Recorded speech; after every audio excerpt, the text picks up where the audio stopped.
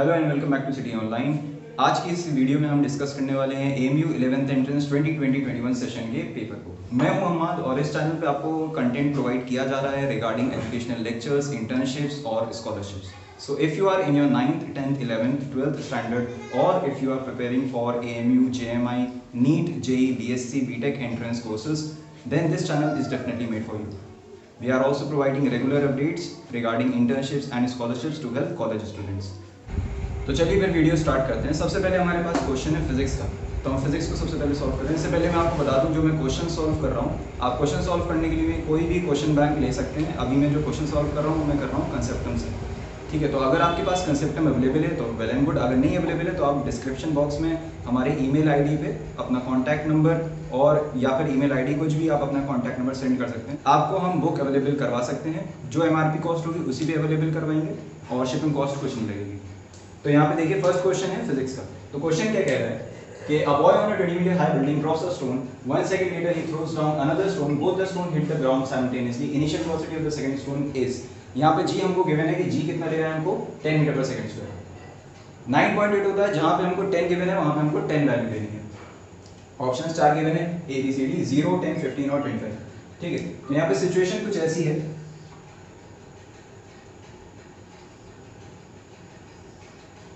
यहाँ पे हमारे पास एक बॉय है जो 20 मीटर हाइट पे बैठा है और वो वहां से एक स्टोन ड्रॉप कर रहा है। तो उसने पहले एक स्टोन ड्रॉप किया विद इनिशियल वेलोसिटी 0, ड्रॉप किया है। ड्रॉप करने का क्या मतलब है? ड्रॉप करने का मतलब है कि इनिशियल वेलोसिटी हमेशा क्या रहेगी 0। जब उसने ड्रॉप किया है तो यहाँ से हम निकाल सकते हैं कि टाइम कितना इसने लिया होगा स्टोन ने नीचे आने में। तो यहाँ पे टाइम के लिए हम second equation of motion use कर सकते हैं, that is S is equal to ut plus half gt square, ठीक है। h है, ऐसे कुछ भी कह सकते हैं, ठीक। डिस्टेंस कितना है हमारा 20 is equal to initial velocity हमारी कितनी है 0, तो ये वैल्यू पूरी हमारी कितनी हो जाएगी 0। आगे क्या है हाफ इनटू g, एक्सेलरेशन हमारा कितना है g हमको गिवन है 10। यहाँ पे हम पॉजिटिव वैल्यू लेंगे, क्यों? क्योंकि एक्सेलरेशन जो है हमारा कहाँ है towards the centre of earth. अगर ऊपर की तरफ होता स्टोन, अगर ऊपर की तरफ जा रहा होता तो g नेगेटिव होता हमारा इनटू t स्क्वायर, ठीक। यहाँ से 0 से 0 कैंसिल, तो इधर आके 4 हो जाएगा, तो t square is equal to 4, so t is equal to कितना आ जाएगा 2 सेकंड। तो यहाँ पे टाइम कितना लिया है पहले स्टोन ने ड्रॉप होने में 2 सेकंड। उसके बाद क्या कहा गया है कि 1 सेकंड बाद दूसरा स्टोन ड्रॉप हुआ है, दूसरा स्टोन यहाँ से ड्रॉप हुआ और उसकी इनिशियल वेलोसिटी कुछ ना कुछ है, कितनी है वो हमें बताना है। अब यहाँ पे साफ पता चल रहा है अगर दोनों स्टोन साइमल्टेनियसली नीचे आए हैं, दोनों स्टोन ने एक साथ ग्राउंड को हिट किया है और अगर इसने 2 सेकंड का टाइम दिया है तो इसने कितने सेकंड का टाइम दिया होगा? अगर ये एक इसने भी जाहिर सी बात है पूरा जो टाइम है यहाँ से लेके यहाँ ग्राउंड तक का वो 2 सेकंड होगा। अगर इसने इस स्टोन को सेकंड स्टोन को 1 सेकंड बाद पे गए तो फिर इसको नीचे आने में जाहिर सी बात है 1 सेकंड ही लगा होगा। अब हम दोबारा से यही इक्वेशन यूज कर सकते हैं। तो यहाँ पे s हमारा कितना है अगेन भाई 20 इज इक्वल टू ut, ठीक, ut plus half gt square. अब यहाँ पे टाइम हमारा कितना है 1 second, 20 is equal to u into 1 plus half into 10 into 1 square, ये हो जाएगा 2 5 10।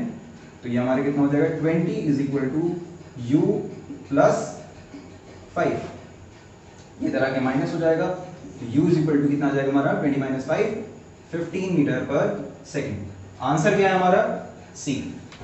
सेकेंड क्वेश्चन देखिए, सेकेंड क्वेश्चन क्या कह रहा है कि the speed time graph of a car moving along a fixed direction is shown below, obtain the distance traveled by the car between 0 second and 10 second। तो देखिए ग्राफ का question कभी भी आए एक बात हमेशा याद रखिएगा कि ग्राफ में दो चीजें होती हैं,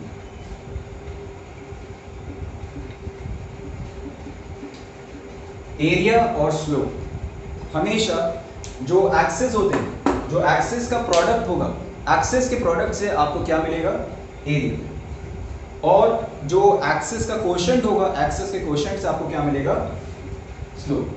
फिलहाल यहाँ पे देखिए, यहाँ पे हमसे क्या पूछा जा रहा है कि डिस्टेंस कितना ट्रैवल किया गया। अब यहाँ पे देखिए हमारे पास जो ग्राफ गिवन है वो कौन सा वेलोसिटी टाइम ग्राफ है, ठीक। और वेलोसिटी टाइम ग्राफ से हम डिस्टेंस को कैसे रिलेट कर सकते हैं?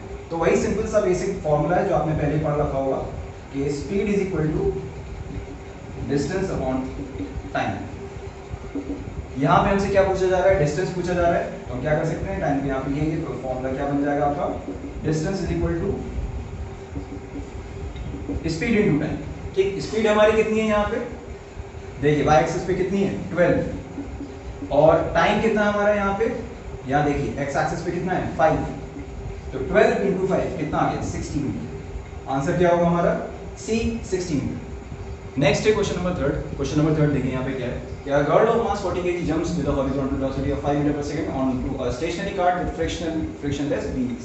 The mass of the cart is 10 kg. What is the velocity as the cart starts moving? Assume no external force. ठीक है, इन द हॉरिजॉन्टल डायरेक्शन। अब यहाँ पे देखिए, यहाँ पे क्या है, यहाँ पे मोमेंटम का क्वेश्चन है। ठीक है, यहाँ पे हमको मोमेंटम कंजर्व करना है। मोमेंटम कंजर्व करेंगे तो यहाँ पे देखिए दो ऑब्जेक्ट्स की बात हो रही है। सबसे पहली क्या है, गर्ल, और दूसरा ऑब्जेक्ट हमारा क्या है, कार्ट। ठीक, तो इनिशियली ये दोनों अलग अलग थे और अपनी अपनी वेलोसिटी से चल रहे थे। ठीक, इसकी कुछ वेलोसिटी थी, कितनी थी initial velocity 5 meter per second, और कार्ट की वेलोसिटी कितनी है इनिशियल 0। फाइनली जब दोनों मिल गए, ठीक, तो क्या हो जाएगा, दोनों का मास ऐड हो जाएगा। फॉर एग्जांपल इसका मास m1 है, इसका मास m2 है, यहाँ पे मास क्या हो जाएगा m1 प्लस m2, और दोनों फिर सेम वेलोसिटी के साथ मूव करने लगे, तो दोनों सेम वेलोसिटी के साथ मूव करने लगेंगे, v कहते हैं हम इसको, v वेलोसिटी।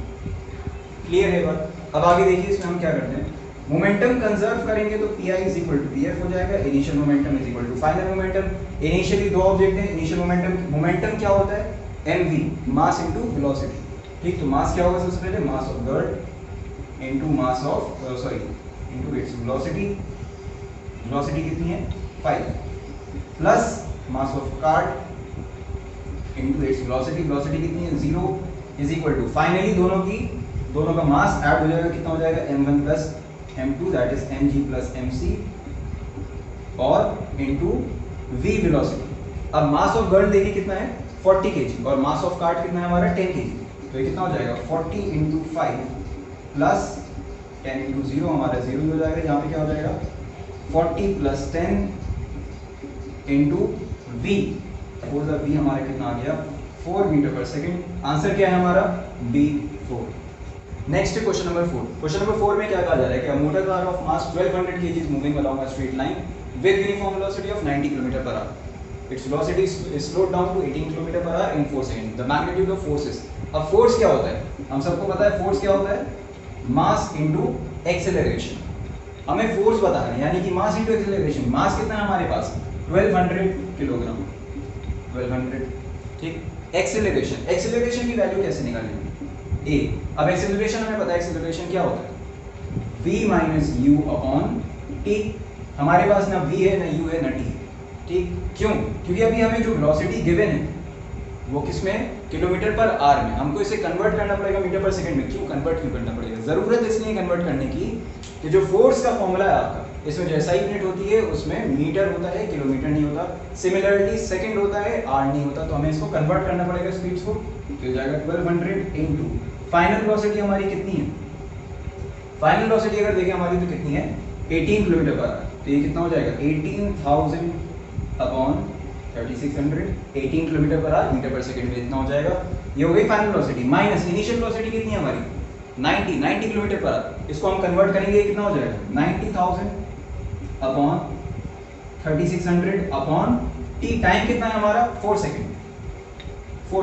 अब इसको हम यहाँ पे रिड्यूस कर 5 माइनस 25 कितना होता है -20, -20 अपॉन 4 कितना हो जाएगा हमारा 4 1 जा 4 5 जा, तो -5 यहाँ पे कितना आ गया 1200 इंटू -5। आंसर कितना आ जाएगा 12 5 जा 60, सो 6000। अब यहाँ पे हमसे पूछा जा रहा है कि मैग्नीट्यूड ऑफ फोर्स क्या है, तो यहाँ पे आंसर हमारा कितना है -6000, लेकिन खाली मैग्नीट्यूड की अगर बात करें तो मैग्नीट्यूड कितना है 6000 न्यूटन। क्वेश्चन नंबर 5 देखिए। क्वेश्चन नंबर 5 में क्या कहा जा रहा है कि a certain force is applied to a mass m1 gives it an acceleration of 10 meter per second square. Same force is applied to m2 gives it an acceleration of 15 meter per second square. If the two masses are joined together and the same force is applied, then the acceleration will be। अब क्या कहा जा रहा है इसमें कि सबसे पहले F फोर्स लगा है किसी मास m1 पे, तो उसमें एक्सेलरेशन कितना प्रोड्यूस हो रहा है 10। सेम फोर्स लगाया गया है मास m2 पे, तो वहां पे एक्सेलरेशन कितना प्रोड्यूस हो रहा है 15। F is equal to 10 m1, F is equal to 15 m2। अब यहाँ से अगर हम इन दोनों का रेशियो ले लें, यानी कि दोनों इक्वेशंस को अगर हम डिवाइड कर दें, तो फिर ये क्या आ जाएगा दोनों f के इक्वल है, हम दोनों को इक्वेट कर सकते हैं, तो ये आ जाएगा 10m1 is equal to 15m2। यहाँ से m1 अपॉन m2 कितना आ जाएगा,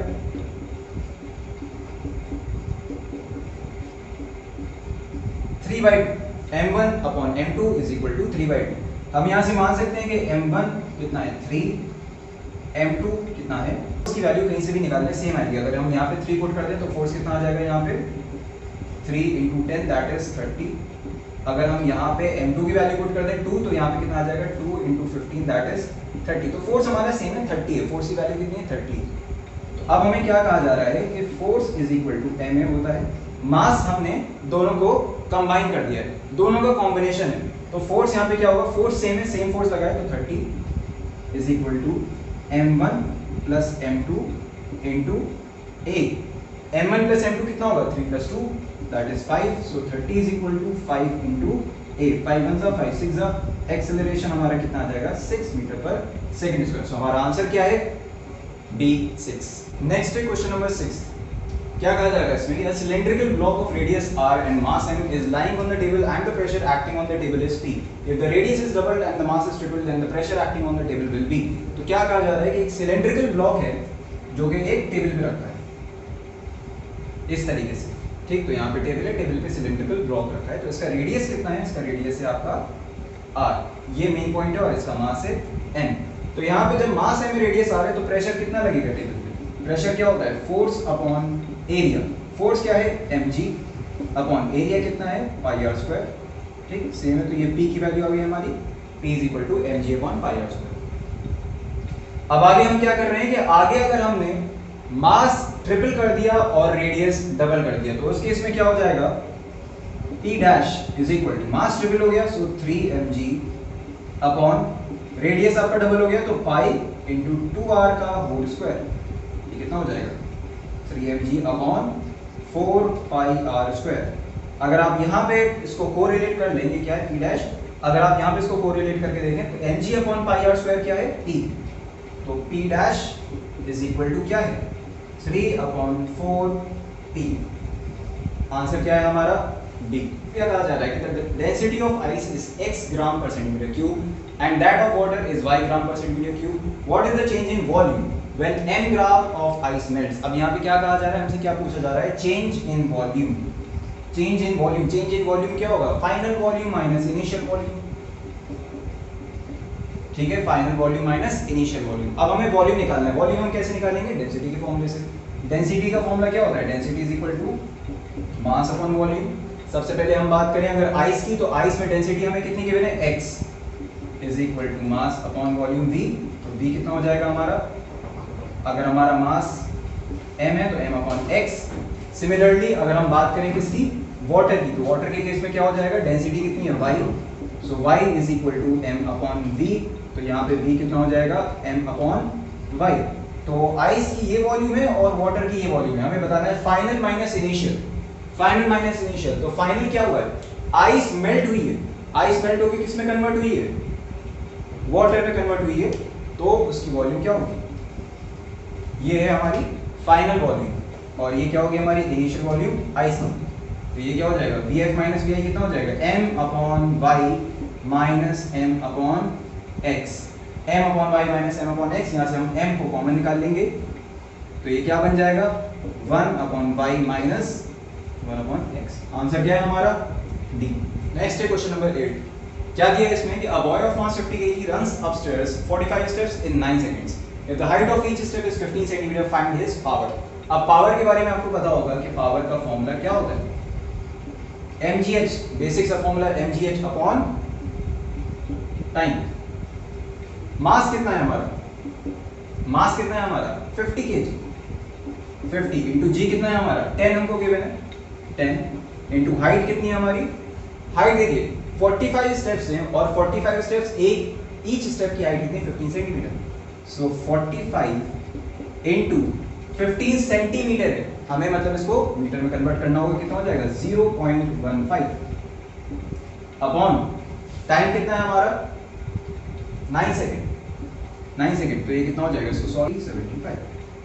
आंसर क्या है सी। नेक्स्ट है क्वेश्चन नंबर 9। अब इसमें क्या कहा जा रहा है कि a ball is thrown up with a kinetic energy of 20 joule if it reaches a maximum height of 1 meter the mass of ball is g को हमें क्या लेना है again 10 metre per second square, क्योंकि गिवन अगर नहीं होता तो 9.8 मीटर पर सेकंड स्क्वायर लेते। अब यहाँ पे क्या कहा जा रहा है, एक बॉल है जो कि मैक्सिमम हाइट तक जा रही है ऑफ 1 मीटर, मैक्सिमम हाइट इसकी 1 मीटर है। अब इसको इनिशियली काइनेटिक एनर्जी से मैक्सिमम हाइट तक की गई है, इसका मतलब क्या है कि फाइनली इसकी वेलोसिटी, फाइनल वेलोसिटी कितनी हो जाएगी इसकी 0, और इनिशियल वेलोसिटी जाहिर सी बात है कुछ ना कुछ होगी, क्यों, क्योंकि थ्रो की गई है नीचे से। अब यहाँ पे हम क्या यूज कर सकते हैं, काइनेटिक एनर्जी का फॉर्मूला आपको पता है क्या होता है, हाफ एम वी स्क्वायर। अब यहाँ पे जो वेलोसिटी है ये क्या होती है, final velocity minus initial velocity, तो यहाँ पे क्या होता है ये काइनेटिक एनर्जी हमारी क्या हो जाएगी, गिवन है कितनी 20 joule, so 20 is equal to half into m हमको नहीं पता, ये क्या हो जाएगा v square minus u square, so ये 2 इधर आ जाएगा, तो 40 is equal to m into v कितना है हमारा 0, क्योंकि फाइनली वेलोसिटी कितनी होगी 0, तो ये कितना हो जाएगा खाली mu square. Okay mu square. आगे क्या हो जाएगा, हम u की वैल्यू निकालेंगे। अब u की वैल्यू हम कहाँ से निकालेंगे, इक्वेशन ऑफ मोशन से। Equation of motion, last equation आपको पता है क्या होता है, v square is equal to u square plus 2as, ठीक। v हमारी क्या है अगेन 0, a की वैल्यू हमें पता है 10 है, लेकिन 10 नहीं -10 होगी, तो यहाँ पे 0 is equal to u square minus 2 into 10 into distance कितना ट्रैवल किया है 1 मीटर, ये कितना हो जाएगा 1, ये सब उठ के इधर आ जाएगा, ये कितना हो जाएगा positive 20, so 20 is equal to u square. तो u स्क्वायर की वैल्यू कितनी है 20, हम यहाँ से u स्क्वायर की वैल्यू पुट कर सकते हैं, यहाँ पे ये कितना आ जाएगा 40 is equal to m into 20, इधर से कैंसिल हो जाएगा, 2 1 2 2 तो मास कितना आ गया हमारा 2 kg। आंसर क्या है हमारा बी।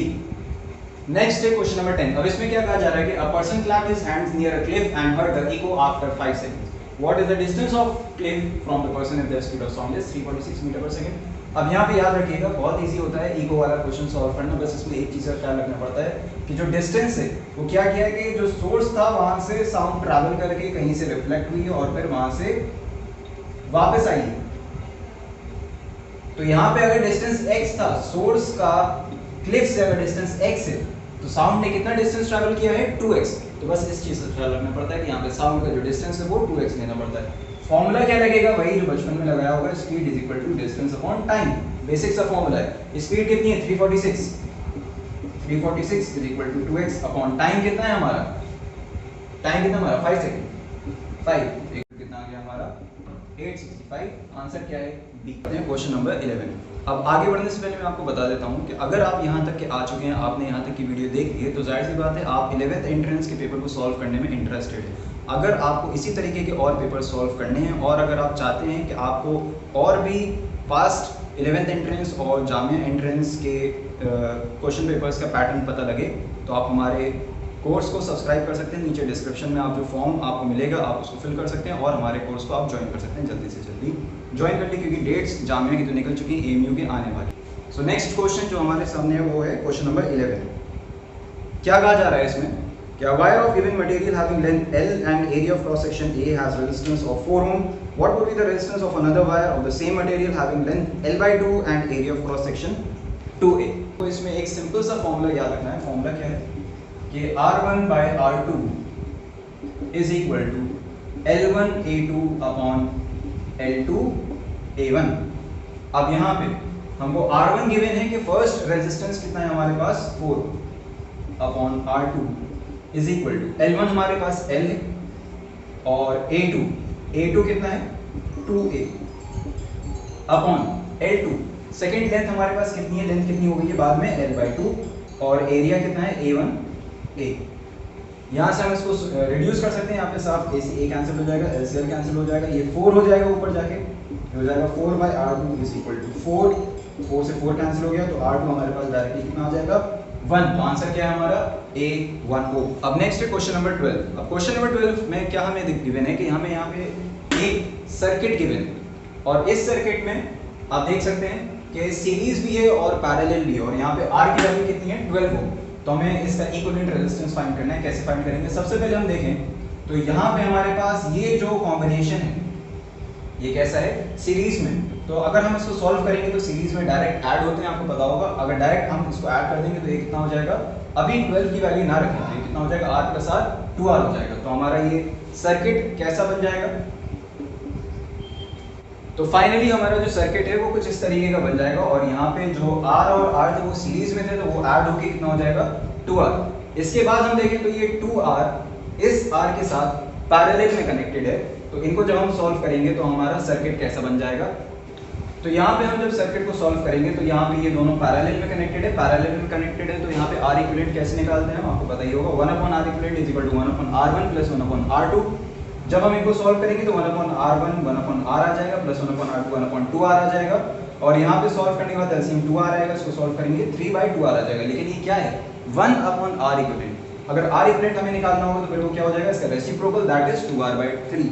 अब 2R/3 में यहाँ पे अगर हम R की वैल्यू पुट कर दें कितनी है, 12 ओम, तो वो कितना आ जाएगा, 2 × 12/3 तो वो कितना आ जाएगा हमारा 8 ओम।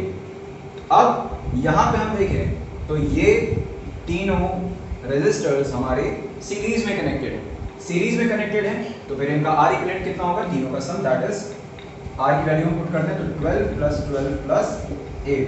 तो टोटल ये R इक्विवेलेंट जो आएगा ये कितना आ जाएगा हमारा 32 ओम। अनफॉर्चुनेटली हमारे पास जो ऑप्शंस है उसमें से किसी में भी ये आंसर नहीं है। अब देखिए नेक्स्ट है क्वेश्चन नंबर 13। इसमें क्या कहा जा रहा है कि which of the following correctly describes the magnetic field near a long straight wire. तो इसमें पहला ऑप्शन हमारे पास क्या है, the field consist of straight lines perpendicular to wire, field consist of parallel lines to the wire, field consist of radial lines originating from wire, या फिर field consist of concentric circles centred on the wire. हमेशा याद रखिएगा अगर कोई भी कहीं पे वायर है और स्ट्रेट वायर है तो उस पे जो मैग्नेटिक फील्ड प्रोड्यूस होती है वो कंसेंट्रिक सर्कल्स के फॉर्म में प्रोड्यूस होती है जो कि सेंटर्ड होती है, जिससे एक्सिस क्या होता है वो वायर, ठीक। तो वो वायर जो करंट कैरिंग वायर होता है उसके अक्रॉस कंसेंट्रिक सर्कल्स में मैग्नेटिक फील्ड प्रोड्यूस होती है। तो हमारा आंसर क्या होगा, डी कंसेंट्रिक सर्कल्स। नेक्स्ट है क्वेश्चन नंबर 14। इसमें क्या कहा जा रहा है कि a typical solar cell generates electricity when exposed to the sum of amount. तो इसका डायरेक्ट ऑप्शन आपको याद रखना है, इसकी वैल्यू है डायरेक्ट कितनी, 0.7 what. Can object is placed at a distance of 10 centimetre from a convex mirror of focal length 15 centimetre, find the position of the image.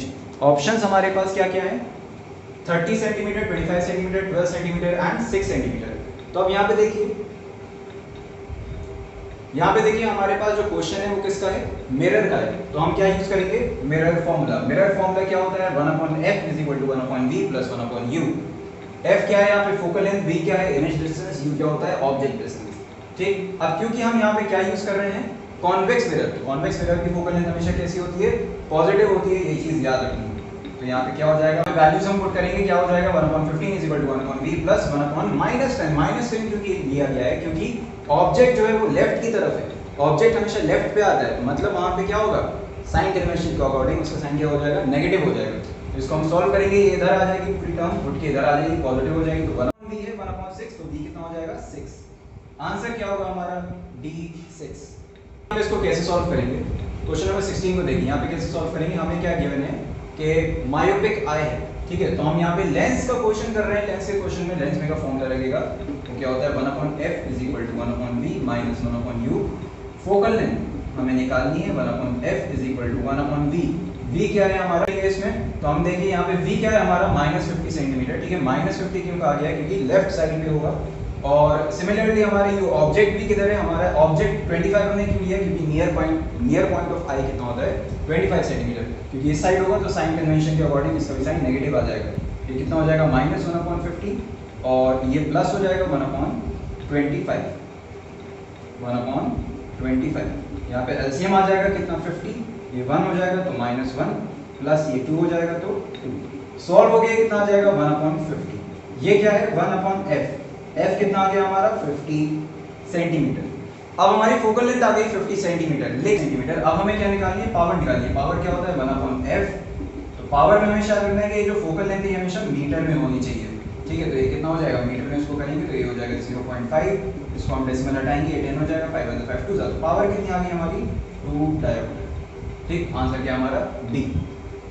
Question number 17 में क्या कहा जा रहा है कि a ray of light travelling inside a rectangular glass block of refractive index √2 is incident on the glass air surface at an angle of incidence of 45 degree. The refractive index of air is 1. The ray will, चार option है हमारे पास और हमसे पूछा जा रहा है कि इनमें से क्या फिनोमेना होगा। तो देखिए यहाँ पे हम क्या यूज करेंगे, हमेशा जहाँ भी रिफ्रैक्शन होगा वहाँ पे आपको क्या यूज करना होगा, स्नेल्स लॉ। स्नेल्स लॉ क्या होता है, μ1 sin i is equal to μ2 sin r। μ1 क्या है, refractive index of first medium. रे ऑफ लाइट ग्लास से एयर में जा रही है, फर्स्ट मीडियम ग्लास का रिफ्रैक्टिव इंडेक्स कितना है, √2, तो कितना हो जाएगा √2 sin एंगल ऑफ इंसिडेंस कितना है 45 डिग्री हमें गिवन है, तो sin 45 is equal to μ2 refractive index of second medium कितना है 1 into sin r, तो ये कितना हो जाएगा √2 into sin 45 कितना हो जाएगा 1/√2 is equal to 1 into sin r, that is sin r। √2 से √2 कैंसिल, ये कितना हो जाएगा 1, तो sin r is equal to 1।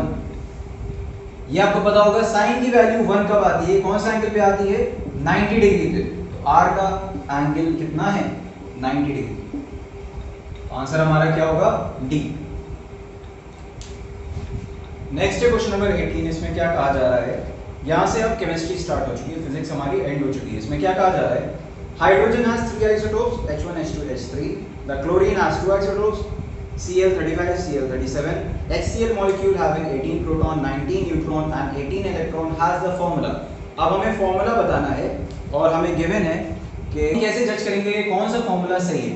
यहाँ पे देखिए सबसे बेसिक बात जो है कि जो H1 H2 H3 गिवन है और जो Cl35 Cl37 हमको गिवन है, उसमें क्या चीज़ है, उसमें एक खास बात ये है जानने की कि ये जो 1 2 3 गिवन है ये क्या है, मासेस है, ये एटॉमिक नंबर नहीं है, ये एटॉमिक मास है। एटॉमिक मास क्या होता है, एटॉमिक मास क्या होता है, mass of proton and neutron.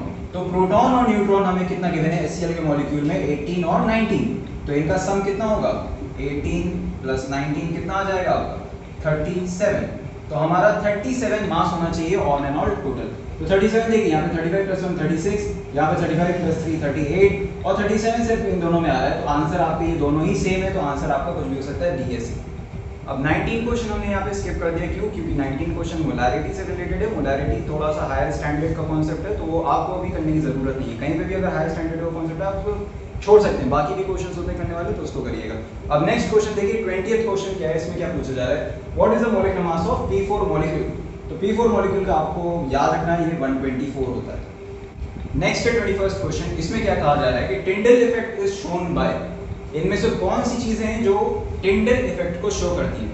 याद रखिएगा हमेशा कि टिंडल इफेक्ट किसमें होता है, कोलॉइड्स में, सिर्फ कोलॉइड्स शो करते हैं। तो वो कौन सा है इसमें, जैसे ब्लड हो गया, मिल्क हो गया, तो आंसर यहाँ पे क्या है मिल्क है, ब्लड होता तो ब्लड हो जाता आंसर। नेक्स्ट है हमारा 22nd क्वेश्चन। इसमें देखिए क्या पूछा जा रहा है, इसमें सिर्फ सिंपल सा ये क्वेश्चन है कि ये बताइए इनमें से सरफेस फिनोमेना कौन सा होता है। इनमें से बॉइलिंग, इवेपोरेशन, सब्लिमेशन, फ्रीजिंग, इनमें से सरफेस फिनोमेना कौन सा होता है आपका इवेपोरेशन। बॉइलिंग, सब्लिमेशन, फ्रीजिंग, इनमें से कोई सा भी सरफेस फिनोमेना नहीं। नेक्स्ट क्वेश्चन देखिए क्वेश्चन नंबर 23। इसमें क्या कहा जा रहा है कि H2 gas is not evolved when a metal reacts with HNO3 acid because HNO3 क्या होता है हमारा नाइट्रिक एसिड, और HNO3 क्या है स्ट्रॉन्ग एसिड। तो ज्यादातर जो मेटल्स रिएक्ट करते हैं HNO3 के साथ, तो वहाँ पे H2 गैस नहीं रिलीज करती, बाकी एसिड के साथ जब रिएक्ट करते हैं तो वहाँ पे रिलीज होती है। ठीक है, तो हाइड्रोजन गैस नहीं रिलीज नहीं होती है।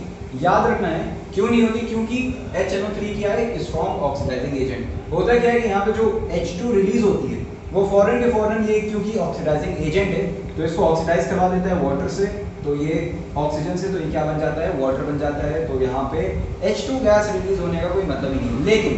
लेकिन मैंगनीज और मैग्नीशियम दो मेटल्स ऐसे हैं जो बहुत डाइल्यूट HNO3 नाइट्रिक एसिड के साथ रिएक्ट करते हैं, तब वहाँ पे हाइड्रोजन गैस रिलीज होती है। अब देखिए क्वेश्चन नंबर 24 में हमें क्या कहा जा रहा है कि हमारे पास है mass of 3.011 × 10⁻23 number of nitrogen atoms. इनका हमें मास बताना है। अब फॉर एग्जांपल हम सपोज कर लेते हैं कि हमारे पास 1 मोल अगर नाइट्रोजन एटम है, 1 मोल नाइट्रोजन एटम है, तो फिर इसका मास कितना होगा, 1 मोल ऑफ नाइट्रोजन एटम का मास कितना होगा 14 ग्राम होगा। और 1 मोल में कितने नाइट्रोजन एटम्स होते हैं 6.022 × 10⁻23 एटम्स। तो इतने सारे एटम्स का मास कितना है 14 ग्राम। अगर मैं कहूं 1 एटम का मास कितना होगा तो ये कितना हो जाएगा 14/6.022 into 10 की पावर 23। हमें इतने एटम्स को बताना है तो हमें क्या करना है, सिंपली इसको मल्टीप्लाई कर दिए, कितना हो जाएगा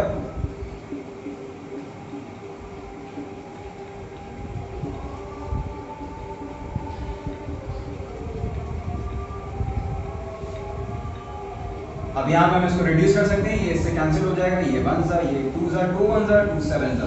आंसर क्या आ जाएगा 7 ग्राम। हमारा आंसर क्या है B. Question number 24। Question number 24 में हमसे क्या कहा जा रहा है, हमें बस सिंपली ये बताना है एल्यूमिनियम सल्फेट का फॉर्मूला क्या होता है। एल्यूमिनियम सल्फेट का फॉर्मूला हम कैसे बनाएंगे, आपको याद होगा फॉर्मूला कैसे बनाया जाता है। एल्यूमिनियम की वैलेंसी 3, सल्फेट आयन की जो पूरी वैलेंसी होती है SO4 आयन की वैलेंसी कितनी होती है -2।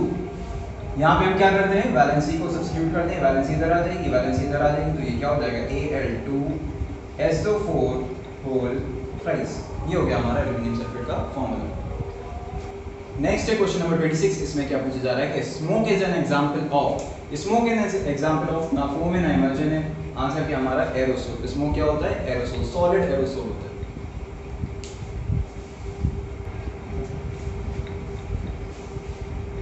क्वेश्चन नंबर 27 देखिए, इसमें क्या पूछा जा रहा है कि neutrons are not present in the nucleus of. याद रखिएगा कि पूरी पीरियोडिक टेबल में सारे एलिमेंट्स में खाली हाइड्रोजन जो फर्स्ट हमारा एलिमेंट है उसी में क्या होता है न्यूट्रॉन प्रेजेंट नहीं होता, खाली उसमें क्या होता है प्रोटॉन होता है H1। वो 1 क्या है प्रोटॉन है, न्यूट्रॉन नहीं है उसमें।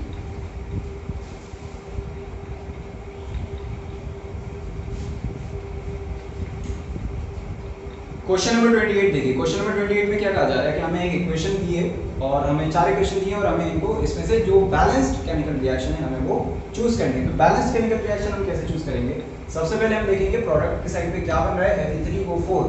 Fe3O4 में देखिए पहला कंपोनेंट क्या है Fe की बात हम करें तो Fe यहाँ पे कितना है 3। अगर यहाँ पे 3 है तो यहाँ पे भी 3 होना चाहिए। तो देखिए यहाँ पे 3 किधर है, इन तीनों में है, इसमें नहीं, तो A तो होगा ही नहीं पहली बात। तो इसमें 3 है, इन तीनों में से कुछ भी हो सकती है रिएक्शन। उसके बाद क्या है ऑक्सीजन, ऑक्सीजन कितना है इधर 4, इधर भी 4 होना चाहिए। यहाँ पे देखिए यहाँ पे ऑक्सीजन 4 हो रहा है, यहाँ पे भी 4 हो रहा है, यहाँ पे खाली 2 ऑक्सीजन हो रहा है, तो ये भी नहीं होगा डी। अब बी या सी में से कुछ हो सकता है। अब क्या बचा हमारे पास प्रोडक्ट में हाइड्रोजन, हाइड्रोजन हमारे पास कितना हो रहा है 4 2 8 हो रहा है, तो यहाँ रिएक्टेंट में भी 8 होना चाहिए। यहाँ पे देखिए 4 2 8 4 2 8, तो आंसर हमारा कितना है सी। देखिए वहां पे क्या हो रहा है 2 2 4, तो वहां पे 4 हाइड्रोजन हो रहा है, यहाँ पे 8 हो रहा है, तो बी भी नहीं है, आंसर हमारा क्या है सी।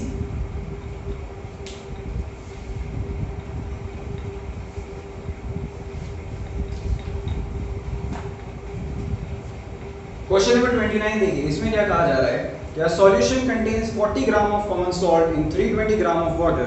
What will be the concentration in terms of mass by mass percentage of solution? Option हमें क्या गिवन है A 21%, 11.1%, 8.5% एंड 35%।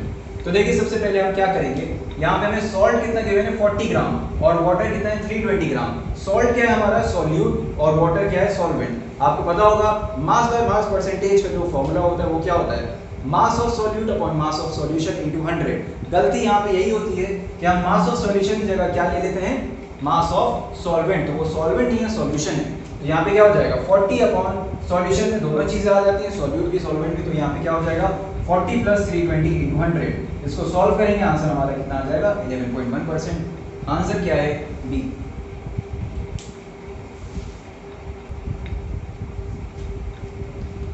नेक्स्ट है क्वेश्चन नंबर 30। इसमें क्या पूछा जा रहा है कि which of the following is not an allotrope of carbon.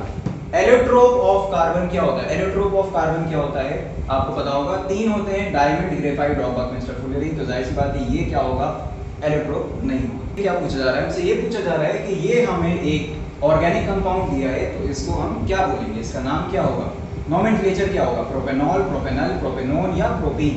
अब देखिए यहाँ पे प्रोपेनॉल कब होता है, प्रोपेनॉल कब होता है जब O के साथ H लगा हो, O के साथ डायरेक्ट क्या लगाओ बॉन्डिंग में H लगाओ। यहाँ पे ऐसा नहीं है तो प्रोपेनॉल तो नहीं होगा, ठीक है। अब यहाँ पे देखिए प्रोपेनल कब होता है जब O अलग लगा हो और H लगा हो अलग, तो जाहिर सी बात है यहाँ पे क्या हो रहा है ये प्रोपेनल हो रहा है। आगे भी देख लेते हैं प्रोपेनोन कब होता है, प्रोपेनोन तब होता है जब बीच में कभी इस तरीके से carbon double bond O oxygen आ जाता है, तो ये भी नहीं होगा। और प्रोपीन कब होता है जब यहाँ पे डबल बॉन्ड के साथ एक और कार्बन आ जाता है, यहाँ पे डबल बॉन्ड हो जाती तो कार्बन आ जाता, तो उससे क्या हो जाता है, ये प्रोपीन हो जाता है। तो यहाँ पे खाली आंसर हमारा क्या है, प्रोपेनल।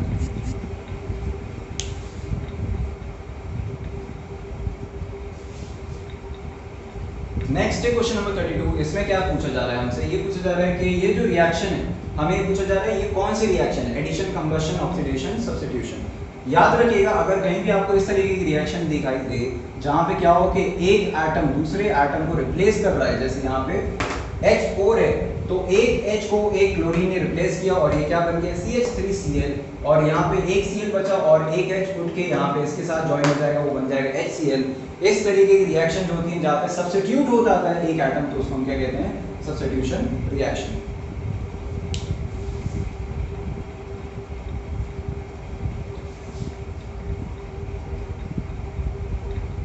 Next question number 33। इसमें हमसे क्या पूछा जा रहा है, इसमें हमसे ये पूछा जा रहा है कि कीटोन का फंक्शनल ग्रुप कौन सा होता है। आपको भी बताया था कीटोन कब बनता है, जब इस तरीके से कार्बन आ जाए और डबल बॉन्ड हो, कार्बन बीच में हो, ठीक। तो ये कहां पे होगा, सिर्फ इसमें।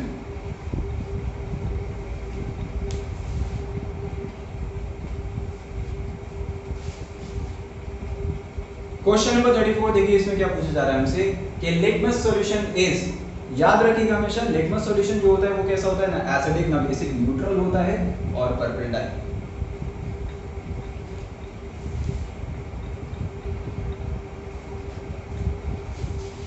क्वेश्चन नंबर 35 देखिए, इसमें क्या पूछा जा रहा है, इसमें पूछा जा रहा है कि कार्ल वोज ने 1977 में किंगडम मोनेरा को किन दो पार्ट्स में डिवाइड किया था। तो जो उसके क्लासिफिकेशन थे दोनों वो क्या क्या थे, आर्की बैक्टीरिया और यू बैक्टीरिया।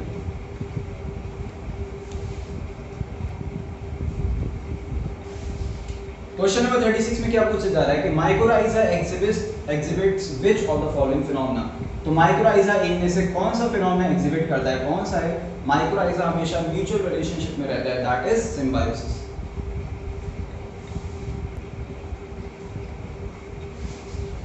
क्वेश्चन नंबर 37 में देखिए क्या पूछा जा रहा है, इसमें ये पूछा जा रहा है कि ऐसा कौन सा सेल ऑर्गेनेल है जो फॉरेन मटेरियल को किल करता है बाय डाइजेस्टिंग इट। ऐसा कौन सा है, खाली लाइसोसोम, इनमें से बाकी कोई सा नहीं है।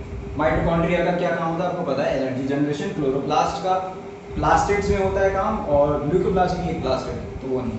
ये क्या पूछा जा रहा है, इसमें ये पूछा जा रहा है कि each pollen mother cell by meiotic division produces, हर mother cell, pollen mother cell meiotic division से 4 हैप्लॉइड माइक्रोस्पोर को प्रोड्यूस करता है। क्वेश्चन नंबर 39 देखिए, इसमें क्या पूछा जा रहा है कि प्लांट ट्रांसपोर्ट सिस्टम में क्या नहीं होता, प्लांट कौन सी चीजें ट्रांसपोर्ट नहीं करता। भाई कार्बन डाइऑक्साइड ट्रांसपोर्ट नहीं करता, बाकी तीनों चीजें ट्रांसपोर्ट होती है। क्वेश्चन नंबर 40 देखिए, इसमें क्या पूछा जा रहा है कि chromosomes are made up of, chromosomes किसके बने होते हैं, भाई डीएनए प्रोटीन दोनों के बने होते हैं क्रोमोसोम्स। तो आंसर क्या होगा हमारा, सी।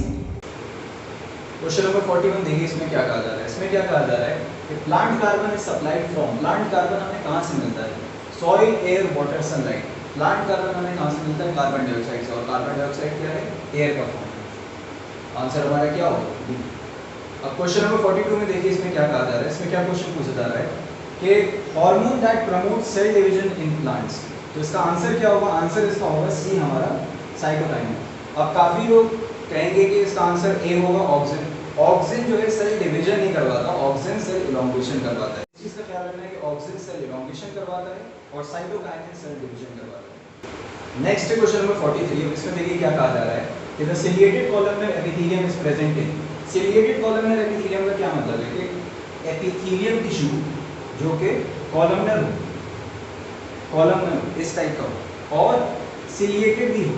सिलिएटेड मतलब उस पे सीलिया हो। सीलिया क्या होता है, हेयर लाइक स्ट्रक्चर्स, सीलिया होता है। ऐसा कहाँ पे होता है, डाउट हो सकता है कि इंटेस्टाइन में होता है, लेकिन इंटेस्टाइन में ही नहीं होता, खाली रेस्पिरेटरी ट्रैक्ट में होता है। Ciliated columnar epithelium tissue. Arteries veins में क्या होता है, आर्टरीज वेन्स में सिंपल स्क्वैमस होता है, और इंटेस्टाइन में आपका क्या होता है, कॉलमनर होता है। क्वेश्चन नंबर 44 देखिए, इसमें क्या कहा जा रहा है कि सीक्वेंस ऑफ नेफ्रॉन, किडनी का जो बेसिक स्ट्रक्चरल यूनिट होता है वो क्या होता है, नेफ्रॉन। तो यहाँ पे नेफ्रॉन के स्ट्रक्चर का सीक्वेंस पूछा जा रहा है। अगर आप नेफ्रॉन का डायग्राम देखें तो नेफ्रॉन के डायग्राम में आपको पता चलेगा कि सबसे पहला यूनिट उसका क्या होता है, वुमेन्स कैप्सूल, उसके बाद पीसीडी आता है, उसके बाद आता है हमारा लूप ऑफ हेनले जो कि पहले होता है डिसेंडिंग, उसके बाद होता है असेंडिंग, और फिर आता है हमारा डीसीडी। तो आंसर हमारा क्या होगा, ए। क्वेश्चन नंबर 45 में देखिए क्या पूछा जा रहा है। ये पूछा जा रहा है कि विच ऑर्गेनेल फॉर्म्स लाइसोसोम। लाइसोसोम किस ऑर्गेनेल से बनता है। लाइसोसोम हमारा गोल्गी एपैरेटस बनाता है। गोल्गी एपैरेटस लाइसोसोम बनाता है। क्वेश्चन नंबर 46 में देखिए क्या पूछा जा रहा है कि chromatin material is made up of. Chromatin fibres जो कि न्यूक्लियस में होते हैं वो किसके बने होते हैं, डीएनए और प्रोटीन के। क्वेश्चन नंबर 47 में देखिए क्या पूछा जा रहा है कि pollution in our surrounding recently is a result of. Recently अभी आसपास के सालों में इतना ज़्यादा पोल्यूशन जो हुआ है हमारी सराउंडिंग में किसकी वजह से हुआ है। यहाँ पे देखिए 3 आंसर्स ऐसे हैं जो कि बता रहे हैं जिनसे पोल्यूशन कम हो सकता है। सिर्फ एक ही आंसर है इसका, वो क्या है, रैपिड इंडस्ट्रियलाइजेशन जिसकी वजह से पोल्यूशन हुआ है। Biological research, IT industry, forestation, सबसे तो और पोल्यूशन पर कोई फर्क पड़ेगा नहीं, पड़ेगा भी तो बेहतर होगा, पोल्यूशन कम होगा, पोल्यूशन ज़्यादा नहीं होगा। क्वेश्चन नंबर 48 में देखिए क्या पूछा जा रहा है कि peptic ulcers are caused by. तो पेप्टिक अल्सर बैक्टीरिया से कॉज होता है। यहाँ पे प्रॉब्लम ये है कि सारे बैक्टीरिया ही हैं, ठीक है, तो आंसर हमारा क्या होगा, हेलिकोबैक्टर पाइलोरी। यही वो बैक्टीरिया है जिससे पेप्टिक अल्सर कॉज होता है। क्वेश्चन नंबर 49 देखिए, यहाँ पे देखिए डायरेक्ट एनसीईआरटी की लाइन का क्वेश्चन है। सी anemone is an example of. अगर आप जाके देखिए सीलेंट्रेटा का है, जैसे अगर आप सीलेंट्रेटा के एग्जांपल्स में देखिए तो आपको सी एनीमोन मिल जाएगा। डिफरेंशिएशन यहाँ पे कैसे करना है कि सी एनीमोन सीलेंट्रेटा का है। सी एनीमोन में क्या होता है, सी एनीमोन में टिश्यू लेवल ऑर्गेनाइजेशन होता है। अगर आप देखें तो पॉलीफेरा में क्या होता है, सेलुलर लेवल ऑर्गेनाइजेशन होता है। प्लैटीहेल्मिन्थस में क्या होता है, ऑर्गन लेवल ऑर्गेनाइजेशन होता है। नीमाटोडा में क्या होता है, ऑर्गन सिस्टम लेवल ऑर्गेनाइजेशन होता है। तो इसका आंसर क्या है, सीलेंट्रेटा। अब यहाँ पे साइंस का लास्ट क्वेश्चन है, क्वेश्चन नंबर 50। इसमें क्या पूछा जा रहा है कि oxytocin is synthesised in the. Oxytocin कहाँ पे सिंथेसाइज होता है, ऑक्सीटोसिन हमारा एंडोप्लाज्मिक रेटिकुलम में सिंथेसाइज होता है। तो यहाँ पे हमारे साइंस के सारे क्वेश्चंस कंप्लीट हो चुके हैं। अगर इसी तरीके से आप चाहते हैं कि आपको और भी मैथ्स के भी क्वेश्चंस सॉल्व करने हैं या फिर लास्ट ईयर और भी क्वेश्चंस आपको सॉल्व करने होंगे तो आप हमारे कोर्स को ज्वाइन कर सकते हैं। आप हमारे कोर्स को ज्वाइन कर सकते हैं। डिस्क्रिप्शन में आपको फॉर्म मिलेगा, आप फॉर्म फिल कर दीजिए। उसमें आपको अपना contact number, email ID send करना होगा, जिसमें आपको क्लास को ज्वाइन करने का लिंक मिल जाएगा। आप डेमो क्लास कर सकते हैं। अगर आपको पसंद है तो आप बाद में भी उसको ज्वाइन कर सकते हैं। वीडियो अच्छी लगी हो तो फिर आप लाइक करिए, सब्सक्राइब करिए हमारे चैनल को, और ये वीडियो शेयर करिए उन सब लोगों के साथ जो एएमयू का एंट्रेंस देने वाले हैं या देना चाहते हैं।